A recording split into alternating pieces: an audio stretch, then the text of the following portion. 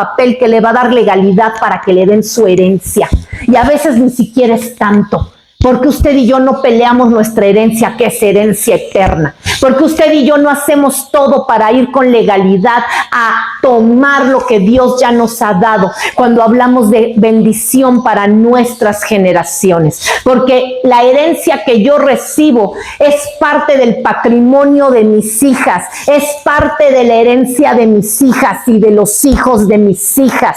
Y a veces no lo vemos así. A veces no entendemos que nuestro propósito en el Señor son siembras que van a cosechar para nuestra vida y la vida de nuestras generaciones. A veces no entendemos que el propósito de Dios en nuestras vidas es algo que va a llevar bendición sobrenatural y que cuando estemos enfrente del Señor, Él nos va a decir: buen siervo fiel. En lo poco fuiste fiel, en lo mucho te pondré. A veces no somos conscientes de esos minutos de gloria que el Señor nos promete.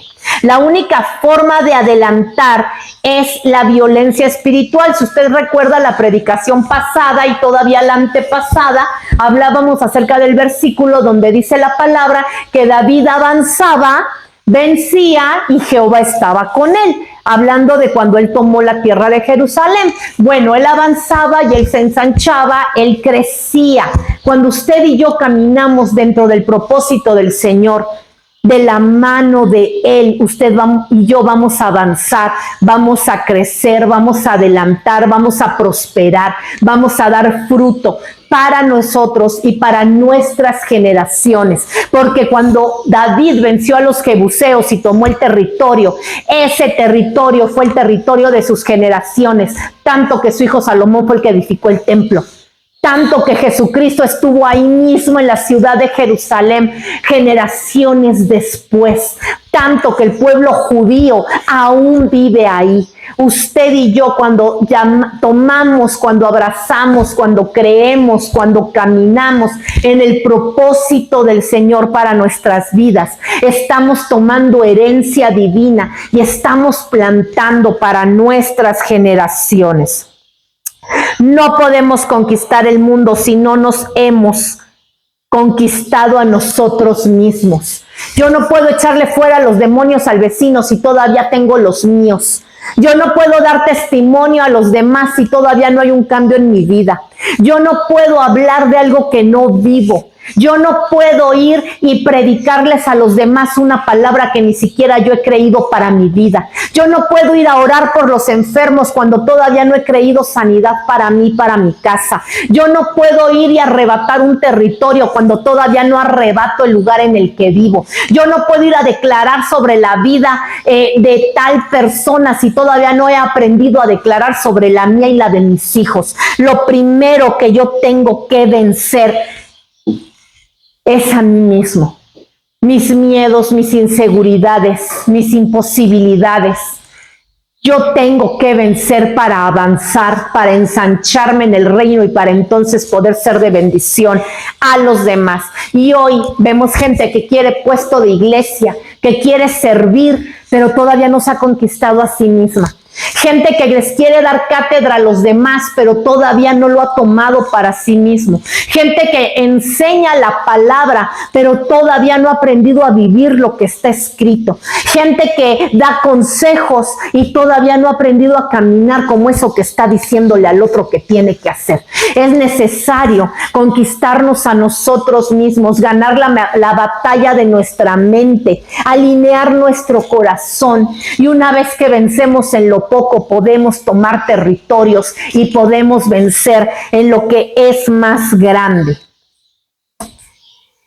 Es más difícil engrandecernos que poseer, porque yo puedo poseer un territorio y estar deshecha por dentro porque todavía no he logrado poseer lo que Dios tiene para mí en mi interior.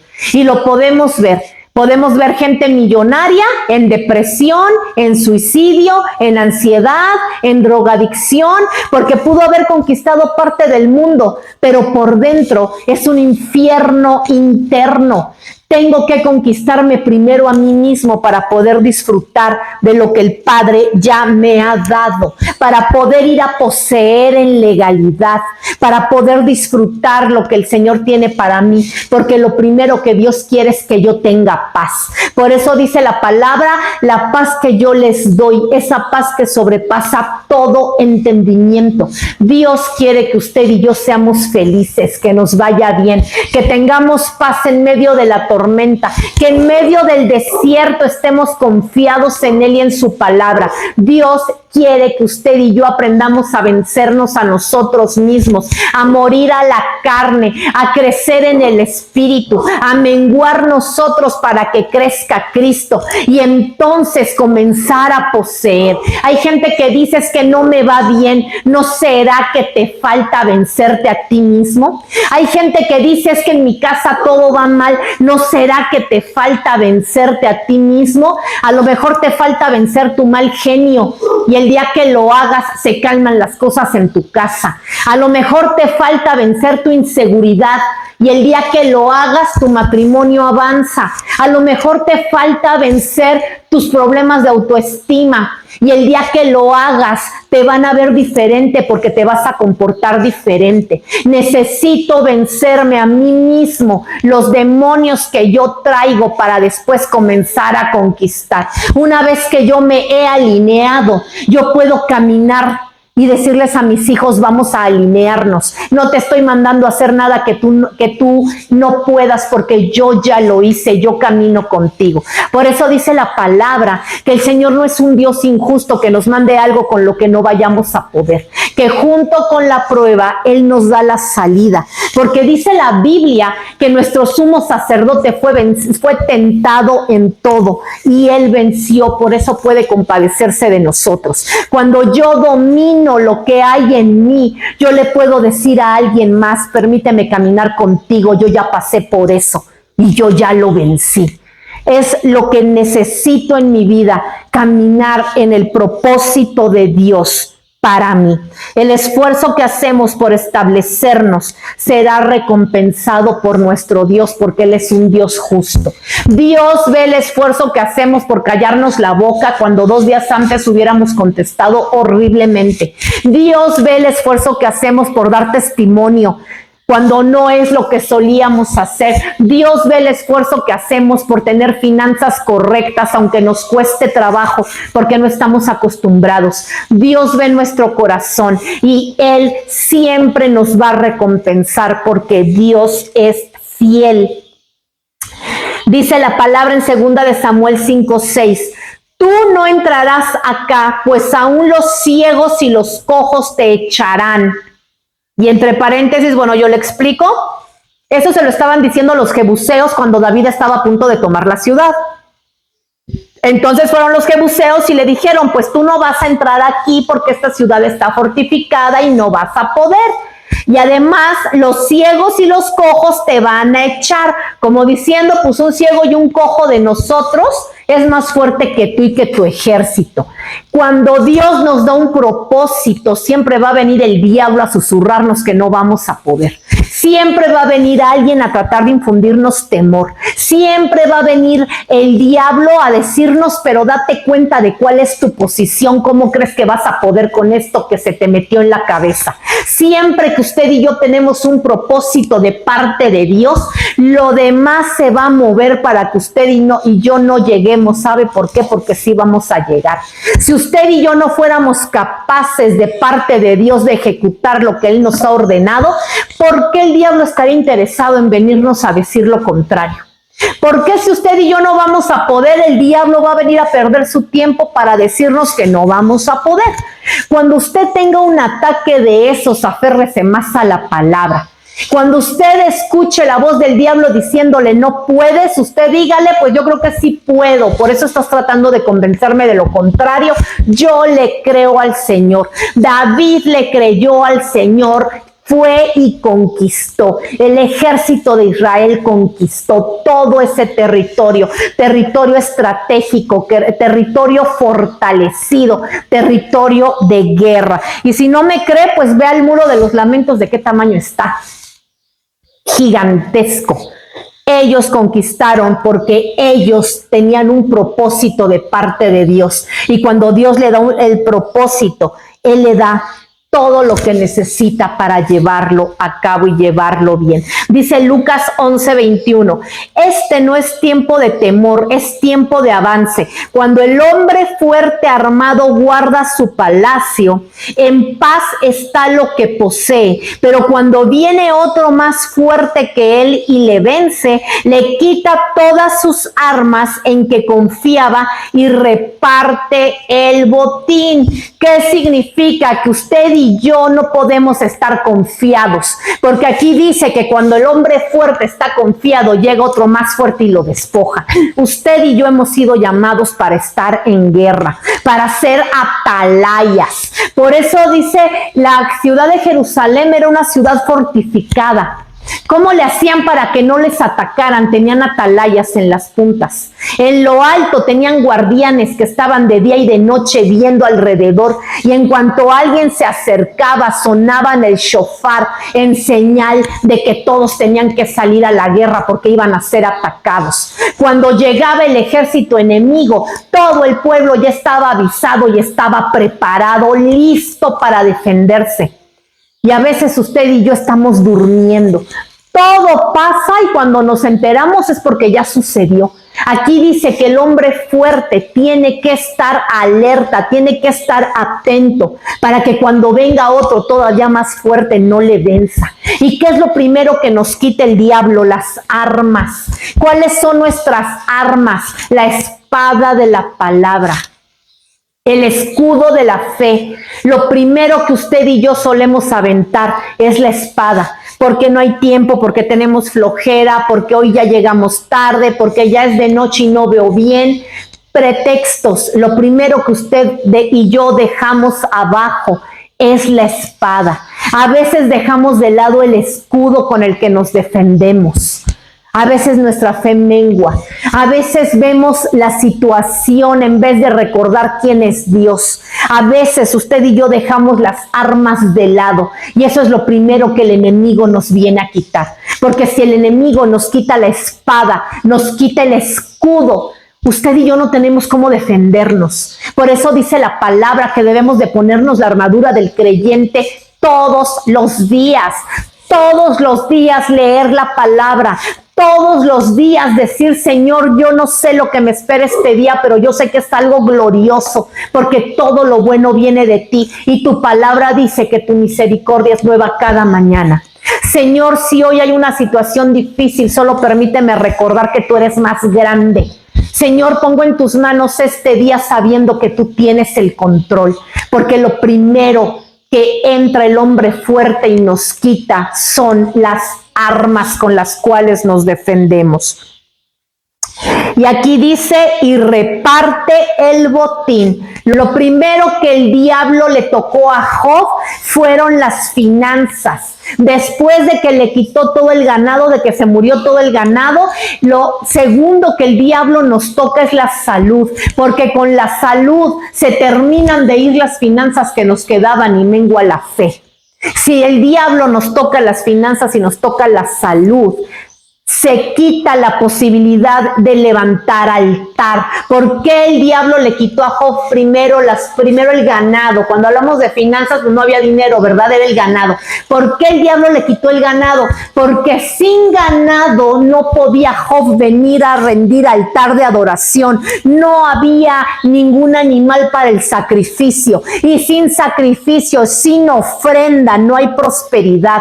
Lo primero que Dios le quita a usted y a mí son las finanzas, porque cuando no tenemos dinero no vamos a pensar en diezmar ni en ofrendar, y esos son actos que abren las puertas de los cielos a nuestro favor. Dice la Biblia, y reprenderé al devorador por ti. Entonces el diablo sabe que si usted y yo tenemos lo suficiente para venir a diezmar, a sembrar en el Señor le va a reprender por nosotros. Por eso cuando mengua la fe o cuando viene un ataque, lo primero que el diablo nos toca son las finanzas y después es la salud.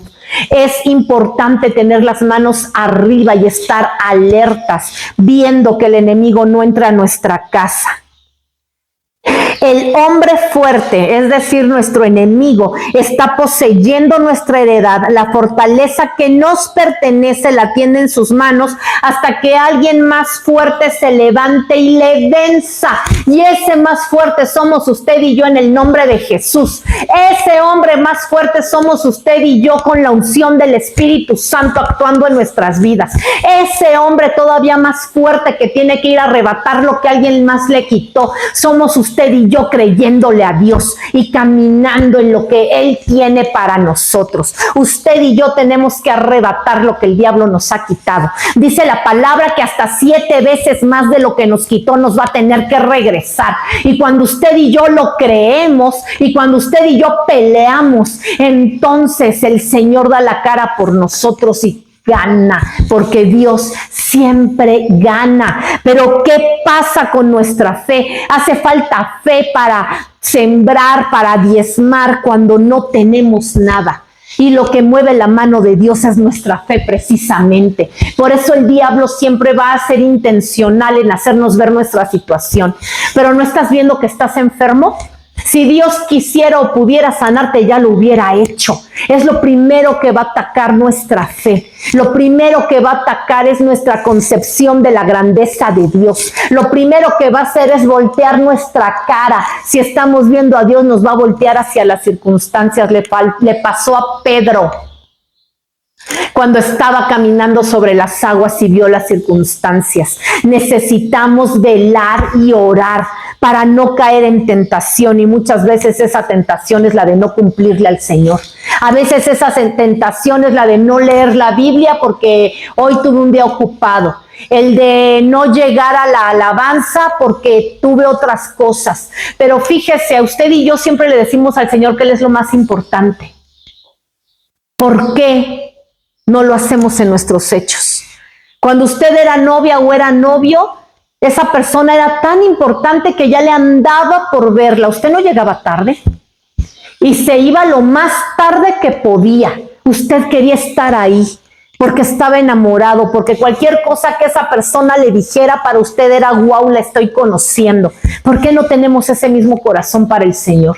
Por eso dice en el libro de Apocalipsis: pero tengo algo contra ti, que has dejado tu primer amor. Es necesario regresar al primer amor para abrazar el propósito del Señor en nuestras vidas, creyendo que Él lo va a hacer. Dios nos toma como saetas y nos invita para deshacer todo lo que impide que avancemos. Usted y yo hemos sido enviados para vencer, porque tenemos un Dios vencedor.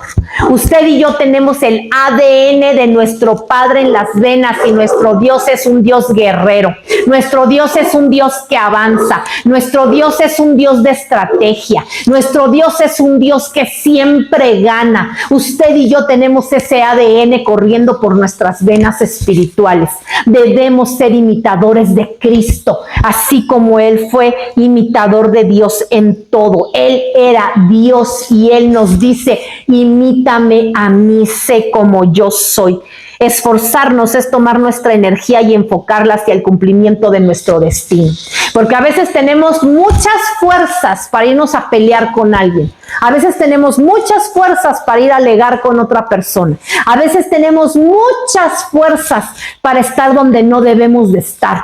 Pero debemos enfocarnos en el propósito de Dios para nuestras vidas y Él las va a multiplicar. Hay gente que dice: yo no puedo hacer lo que Dios me ha dicho porque no tengo energía, no tengo fuerzas. Pídaselas a Dios y Él se las va a dar. Hoy debemos decidir tomar nuestras capacidades y entregarlas en las manos de Dios para ser usadas de una manera mucho más eficiente y dar fruto. Todo lo que ha sido puesto en usted lo puso Dios y lo puso para gloria de Él. ¿Qué estamos haciendo? Hay gente que es muy buena para enseñar. ¿Por qué no está enseñando? Hay gente que es muy buena para animar a otros. ¿A quién está animando para las cosas del Señor? Así como antes animaba para la fiesta o para irse de pinta, hoy el Señor le da un propósito. ¿Qué está haciendo con ese nuevo llamado de parte del Padre? Hay gente que Dios puso para liderear. ¿A quién estamos liderando en el Señor? Antes éramos líderes de pandillas. Hoy, ¿a quién estamos liderando para discipular y para caminar en lo que Dios tiene? ¿Por qué cuando estábamos en el mundo éramos muy habilidosos y utilizábamos todos nuestros talentos para tantas cosas? Y hoy que conocemos al Señor nos conformamos con escuchar la predicación, cantar tantito y ya. Es importante reconocer lo que el Padre ha puesto en nosotros y ponerlo en acción para ser eficientes. Dice Primera de Reyes 2:2, David hablaba con su hijo Salomón antes de partir. Yo sigo el camino de todos en la tierra. Esfuérzate y sé hombre. Esfuérzate. Y uno diría, pero ¿por qué esfuérzate si David ya le había puesto todo para construir el templo, no? Ya que se tenía que esforzar, ya tenía todo, ya nada más era dar la orden de que los demás se edificaran y ya. Y sin embargo, él le dice, esfuérzate, porque David era consciente de que estar en el Señor es una batalla constante. Dios siempre va a estar a nuestro lado, pero los que nos alejamos somos nosotros. Y tan fue así que Salomón tuvo 1000 mujeres, y se desvió del camino del Señor casándose con una que no era hebrea como Dios había ordenado. Esfuérzate y sé hombre. ¿Qué significa sé hombre? Y párate en tu posición de autoridad. Y toma el control que te ha sido asignado de parte de Dios y no te dejes mangonear por nada ni por nadie, porque tú eres la autoridad en donde has sido puesto. Eso significa ser hombre. Y también ser hombre significa compórtate como ese ser humano que tiene el ADN del Creador, porque los animales no tienen el ADN de Dios, usted y yo sí. Porque los animales no fueron hechos a la imagen y semejanza de Dios, usted y yo sí. Porque los animales no tienen los atributos comunicables de Dios, usted y yo sí. Por eso le dijo, esfuérzate y sé hombre, ejecuta todo lo que yo ya he puesto sobre ti. Porque Dios no les da propósito ni les da llamado a los animales, ni a las plantas, ni a las estrellitas. A usted y a mí sí. Ambas palabras, esfuérzate y sé hombre, tienen que ver con la actitud ante la vida y el enfoque de que debemos de tomar para enfrentar nuestro destino. Ser esforzados y ponernos en nuestra posición de autoridad es una decisión que usted y yo tenemos que tomar. Ser esforzados es una decisión. No es algo que viene con nuestro carácter, no es algo que viene de manera innata, no es un aprendizaje, es una decisión. Ser valientes y plantarnos en nuestra posición de autoridad es una decisión. Decir, pues voy a tomar mi lugar, se van a enojar, van a gritar, a lo mejor hasta se van, pero no me importa porque es lo que dice Dios, es una decisión. Salir de nuestra zona de confort es una decisión. Saber que vamos a tener que enfrentar oposición, pero que no importa porque estamos cumpliendo el propósito de Dios, es una decisión. Por eso David le dijo a Salomón, esfuérzate y sé hombre, porque él podía. A usted y a mí Dios no nos va a mandar algo con lo que no vayamos a poder. No estamos para retroceder, sino para avanzar. Recuerde siempre que si algo puede detener su avance, ese es el temor.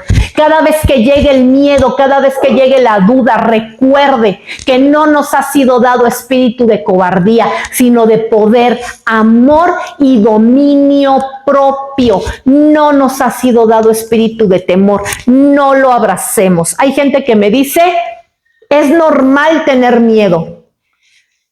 Pues a lo mejor es común, pero no tenemos por qué abrazarlo porque no viene de Dios. Y lo que no viene de Dios viene del diablo. Y usted y yo no tenemos por qué abrazar algo que viene del diablo y que ha sido mandado del infierno para destruirnos. El miedo paraliza, el miedo quita los sueños que ha puesto Dios en nosotros. El miedo hace que abortemos el propósito de Dios en nuestras vidas y en la vida de nuestros hijos. No podemos ir con miedo. Enfrentemos, seamos esforzados y coloquémonos en esa posición de autoridad que nos ha sido dada de parte de Dios. Y así vamos a cumplir el propósito del Padre en nuestras vidas, porque Él es bueno y porque Él es fiel. Le voy a pedir, por favor, que se ponga de pie.